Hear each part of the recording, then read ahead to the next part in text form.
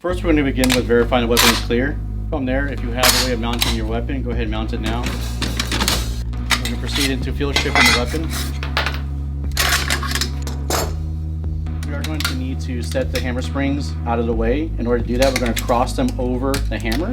Once you have the springs crossed over the hammer, go ahead and use a tie string or shotgun shell, something to control the springs so they do not come back down. Be careful as you perform this operation, as these springs are now under tension and it can bite down and give you a pretty good cut. So just be very careful when you're performing this.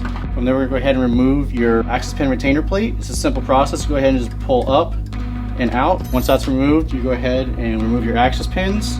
Punch in from the right side to the left.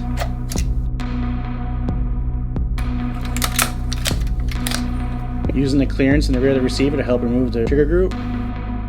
For the hammer, just go ahead and twist and pull out.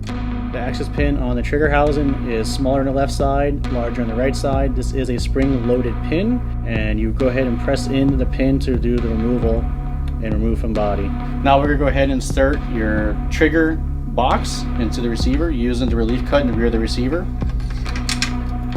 Making sure the hammer is in contact with the center support of the receiver. From here, we're going to go ahead and install the safety, coming in at the 12 o'clock position and rotate it in. On your trigger itself, you're going to have a spring that's only retained by grease. If your spring is falling off, just apply more grease, it'll stay in place. Go ahead and insert your trigger into the trigger box. Note that the retainer pin for the trigger is spring loaded, so go ahead and press in to go ahead and seat it into the box. Wiggle as needed to get it to seat fully. From there, we're going to go ahead and lock in the hammer. Now we'll go ahead and insert your access pins to retain the box. Wiggle the trigger as needed to help seat the access pins. Be sure not to pull back on the trigger so that you do not release the hammer. Your access pins have provisions slotted into them for the shepherd's hook to help prevent the pins from walking. Be sure to use this orientation when installing your shepherd's hook. At this point, we'll go ahead and insert your shepherd's hook to help retain the access pins. The set screws for the trigger housing are deliberately machined with a slight angle to clearance the rails of the receiver. There are 3 set screws in your trigger housing, 2 on the front, 1 in the rear. You may need to reposition the safety lever to access your rear set screw.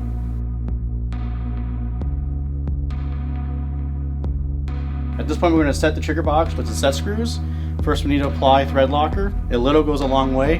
When installing the set screws, make it snug, not tight. Start with the front ones first. From here, reassemble from field strip, push down and forward. When reinstalling your recoil spring assembly, make note of rails on your base and on your block. Insert correctly, verify smooth motion. Place the lip of top cover into your rear sight base, push forward and down to lock in.